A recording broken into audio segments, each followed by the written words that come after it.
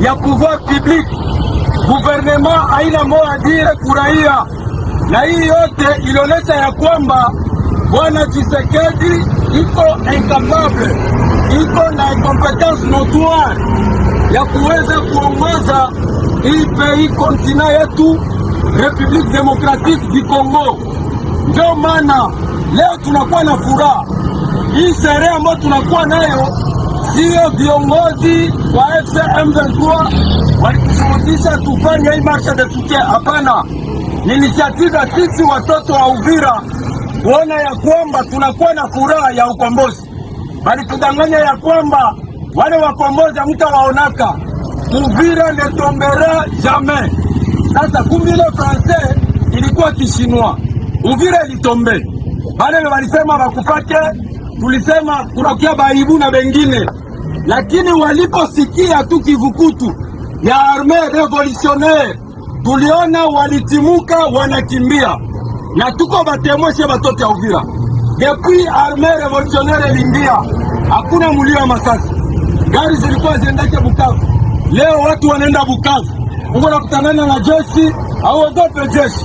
Jeshi haikusemesha kitu. Iki gitondo cyo ku itariki ya 16 z'ukwezi kwa 12 nibwo inkuru yasohotse ivuga ko M23 ndetse na AFC bagiye gushyira intwaro hasi ndetse bakava mu mujyi bari barafashe wa Uvira. Ni nyuma y'uko rero hari hamaze iminsi igitutu n'amagambo menshi avuga kuba Uvira yarafashwe na M23 ndetse no kuba leta zunze ubumwe za Amerika zaratangazaga ko ari amakosa akomeye yabaye mu kuba bafata umujyi wa Uvira. Ibyo byose rero byagaragaje ko hari ikibazo gikomeye cyane kiri kubera muri Uvira, ndetse ari ikibazo gikomeye yaba ku mahanga, yaba kuri M23 ndetse no ku Rwanda. Bahoraga bashinja ko ari rwo rwihishe inyuma y'ibi bitero n'ifatwa rya Uvira, kandi mu by'ukuri ari agace gakomeye cyane, kari agace mu by'ukuri yaba leta ya Kongo ndetse n'inyungu z'abanyamahanga byagaragaraga ko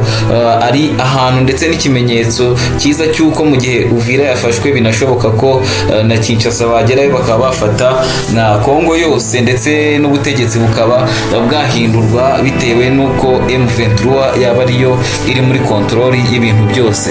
Ibyo byose rero nyuma yo kubihuzahuza nibwo Amerika yasitangira gushyira igitutu kuri M23 ndetse na AFC bifatanya. Nibwo rero muri iki gitondo umuhuzabikorwa Colonel Nanga yatangaje ko bahagaritse ibikorwa bakoreraga muri Uvira ndetse bashyize hasi intwaro, ariko muri aka gace gusa, ahubwo barakomeza kubirebera kure mu gihe cyose leta ya Kongo itava kwizima cyangwa se yakomeza guhohotera abaturage no kugira akarengane kagaragara muri ibi bice.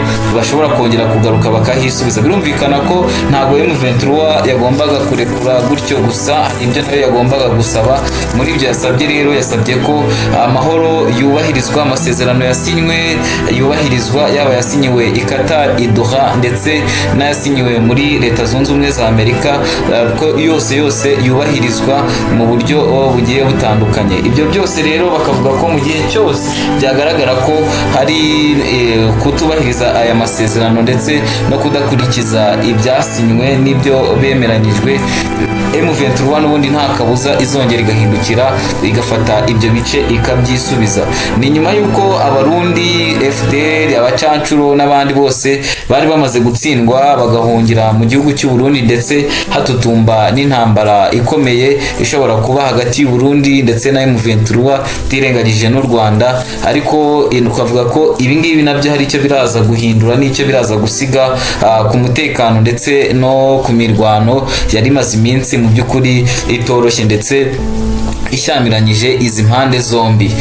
Si ibyo gusa rero, kubera ko n'ubundi ntago byari gusiga abaturage gutyo, kuko abaturage bamwe bo muri Uvira bari batangiye kwishima no kwishimira ko M23 yahageze. Ariko mwabonye video yatangiye ukuntu abaturage bahise birara mu mihanda bakigaragambya bavuga ko batanejejwe no kuba M23 yava muri Uvira ikagenda, kubera ko hari inzirakarengane inzirakarengane nyinshi zapfaga zicwaga n'iriya mitwe, ndetse bakavuga ko byari bibabangamiye cyane ndetse byari bibi cyane, ahubwo bumvaga babohotse ndetse bagiye kubona amahoro arambye muri aka gace ka Uvira. Ariko batangira kwigaragambya bavuga ko badashaka ko M23 igenda, ahubwo bagatangira gusebya ubuyobozi bwabo, Kisekedi ko adashoboye, adafite ubushobozi bwo kuba yayobora Kongo, ndetse bigaragaza ko abaturage barakaye cyane, batishimye habe na gatoya,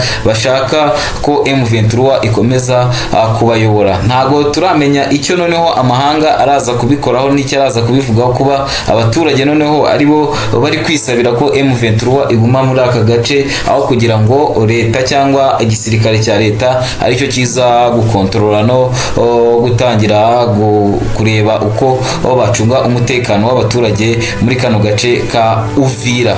Ibyo byose rero biri kuba, ariko ntago twakwirengagiza ko n'igitutu cy'ibihugu bikomeye nacyo kiba cyaje kigakoramo akaboko ka Leta Zunze Ubumwe za Amerika, kuba iza ikakontorora uko ibishaka, ndetse iza ikavuga ijambo rimwe gusa igahita ihindura ibintu.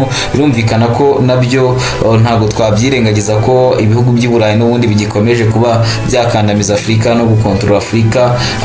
Ikiri cyiza ntago aricyo barebaho, ahubwo usanga bareba ibiri ku nyungu zabo muri rusange. Si ibyo gusa, ku munsi w'ejo nibwo hiriwe amakuru avuga ko abarundi bari bashyize intwaro ku mupaka w'u Rwanda, aho bigaragara ko bari gutegura umugambi mubisha wo kuba batera u Rwanda, ndetse bigaragara ko ziriya ngabo zatsinzwe muri Kongo, yaba ziriya za FDLR, yaba Wazalendo, yaba n'abandi basirikare bo mu yindi mitwe yose igenda ifatanya na FARDC, bari batsinzwe bose, ko bashyizwe hafi y'umupaka w'u Rwanda.